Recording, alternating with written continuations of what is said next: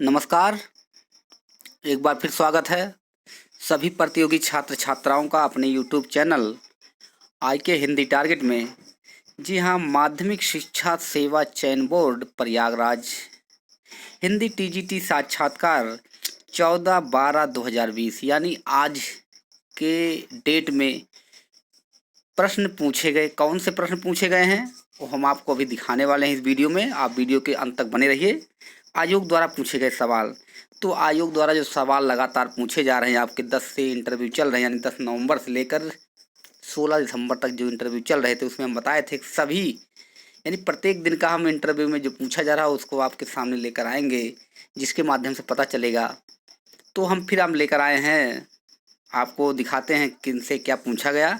तो मात्र 2 दिन का इंटरव्यू बचा है, कल और परसों।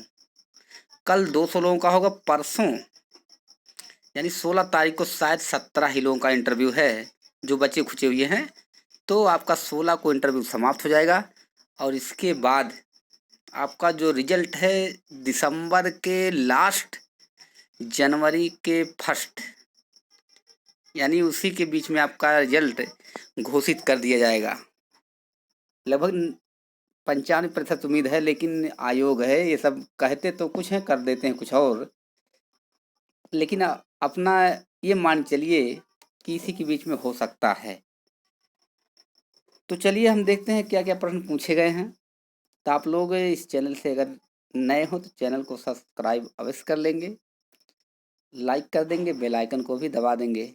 इस चैनल के माध्यम से अब जल्द ही शुरू होने वाला है आपका हिंदी TGT, PGT और LT, यानी हिंदी की जो TGT, PGT, LT, net, JRF जो कुछ भी है, इस चैनल के माध्यम से आपका अब प्रारंभ होने वाला है। तो आप इस चैनल से जुड़ के पूरा फायदा आप ले सकते हैं। TGT की तैयारी करवाई जाएगी, PGT की, LT की, तीनों की तैयारी आपकी करवाई जाएगी। और जब तक आपका पेपर होगा तब तक लगभग पूरा सिलेबस आपको बता दिया जाएगा और ऐसा कोई क्षेत्र नहीं छूटेगा जहाँ से बताया नहीं जाएगा और आप पूरी तरह से संतुष्ट होकर जाएंगे इस चैनल के माध्यम से। तो चलिए, जिनका जिनका इंटरव्यू आज था उनमें से कुछ लोग ने अपने सवालों को हमारे पास तक भेजा है और जिनका जिनका इंटरव्यू कल होगा वो इस नंबर पे आप व्हाट्सअप कर सकते हैं। सामने लिखा हुआ देख सकते हैं, 63 066 61 62 1, यानी यही मोबाइल नंबर है। चाहे व्हाट्सअप कर दीजिए या फिर आप फ़ोनिंग करके, यानी फ़ोन से बता सकते हैं, कमेंट बॉक्स में लिखकर कुछ भी कर सकते हैं। आप अपने मन से कुछ भी कर सकते हैं, बाकी आपकी मर्जी। ठीक है, तो चलिए देखिए किनका किनका आया है, तो हम उनको आपको दिखाते हैं। पहले एक शख्स से मिलवाते हैं जो आज हमारे ही एकदम पक्के दोस्त हैं, उनका इंटरव्यू था और वो आके बताएं कि कैसे कैसे प्रश्न पूछा गया। तो हम उनको दिखवाते हैं आपको, फिर इसके बाद उनके प्रश्न क्या क्या पूछे गए मिलवाते हैं, प्रश्न से वाकिफ करवाते हैं। ये हमारे दोस्त हैं, इनका नाम है दुर्गा प्रसाद। जी हाँ, दुर्गा प्रसाद इनका नाम है और इनका इंटरव्यू आज सेकेंड टाइम में था। जो बताएं, फ़ोनिंग वार्ता हुई और लिखकर भेजे भी कि हमारा इंटरव्यू बहुत ही अच्छा गया हुआ है। जैसा सोचे थे उसी हिसाब से जितने पूछे उतने प्रश्नों के हम जवाब भली भांति दिए हैं। तो अब चल देखते हैं इनसे क्या पूछा गया। दुर्गा प्रसाद जी से क्या क्या पूछा गया, तो प्रश्नों को शेयर किए हैं, जिनको हम दिखाते हैं इनके प्रश्नों को। तो दुर्गा प्रसाद से जो प्रश्न पूछा गया, देखिए लिखा गया है दुर्गा प्रसाद। तो ये दुर्गा प्रसाद जी हैं, 14/12/20 को। तो सबसे पूछा जा रहा है क्या तैयार करके आए हैं, क्या पढ़कर आए हैं। इनसे भी पूछा गया क्या तैयार किए हैं। तो इन्होंने बताया कि सर संपूर्ण साहित्य, या मैडम जी संपूर्ण साहित्य पढ़कर आए हैं, आप कहीं से भी पूछिए। देखिए इनका कॉन्फिडेंस कितना है, कहीं कहीं से भी पूछिए, हम तैयार हैं बताने के लिए। तो मैडम भी एक बार सोचें पड़ गई कि भाई कहीं से तैयार है तो क्या पूछा जाए इनसे। तो इन्होंने कहा कहीं से पूछे। तो इन्होंने तब पूछी मैडम जी कि कोई कविता याद किए हैं। तो इन्होंने कहा जी मैम, कविता हम पढ़कर आए हुए हैं, कोई भी सुना सकते हैं। तो इन्होंने कहा कि चलिए सुनाइए। तो इन्होंने एक कविता सुनाया अच्छे से। तो कविता पूरा कविता सुनाया। माखनलाल चतुर्वेदी की शायद कविता थी, तो उसको पूरी कविता को इन्होंने पूरी सुनाई। और तब फिर उनसे पूछा गया कि इस कविता में जो है माखनलाल चतुर्वेदी का, इसमें कौन सा अलंकार है। जी हाँ, कौन सा अलंकार पूछा गया। तो सबसे पूछा जा रहा है, जब आप वहाँ जाएंगे तो सबसे यही जो आपको पकड़ते हैं उसी से आपको उसी में लपेटते चले जाएंगे। कौन सा अलंकार है, छंद है, रस है, इस शब्द का अर्थ क्या है, ये क्या है, ऐसे ऐसे पूछते चले गए। उसी तरह से दुर्गा जी से पूछे, लेकिन ये इनको कहीं वो पता नहीं पाई, ये पूरी तरह से बताते चले गए। तो पूछा कौन सा अलंकार है, तो इन्होंने बताया अच्छे से कौन सा अलंकार है।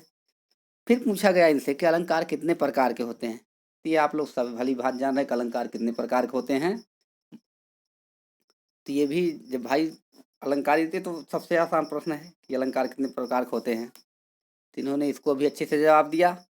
फिर उस पर जवाब फिर प्रश्न आया कि इसमें कौन सा रस है, जो पंक्तियाँ पूछी गई उसमें कौन सा रस है। तो रस भी इनसे पूछा गया कौन सा रस है। इन्होंने उसको भी अच्छे से बताया कि कौन सा इसमें रस है। फिर रस से जब वहाँ से बता दिए, संतुष्ट हो गई मैडम। फिर इसके बाद रस कितने प्रकार के होते हैं, एक प्रश्न बताएंगे तो अगला प्रश्न आपसे पूछा जाएगा, तुरंत पूछा जाएगा। रस कितने प्रकार के होते हैं, इन्होंने भी बताया होगा रस इतने प्रकार के होते हैं। इतने अस्थाई भाव हैं, संचारी भाव बता दिए, विभाव बता दिए, अनुभाव बता दिए, आलम्बन, उद्दीपन, जो भी पूछे सब बताते चले गए। इनसे जितने भी प्रश्न पूछा गया सब इन्होंने अच्छी तरह से पूरा प्रश्नों को पूरे बाकायदे से मनोभाव से व्यक्त किया। और मैडम इनसे प्रसन्न भी हुई। और लास्ट में पूछा गया कि समकालीन कविता के बारे में बताइए। जी हाँ, समकालीन कविता के बारे में बताइए। समकालीन कविता के बारे में इन्होंने अच्छे से बताया। समकालीन कवियों के नाम बताइए, तो समकालीन कवियों के नाम भी इन्होंने बताए। ठीक है, इनका इंटरव्यू अच्छा गया हुआ है। इंटरव्यू सभी का अच्छा गया हुआ है। और दुर्गा प्रसाद जी को हमारी तरफ से अनंत बधाइयाँ, शुभकामनाएं हों। आप एक सीट सुनिश्चित करें अपना। तो अब हम चलते हैं एक दूसरे तरफ। दूसरे का भी एक इंटरव्यू था, वो व्हाट्सएप के माध्यम से भेजें, उसको हम दिखाते हैं आपको।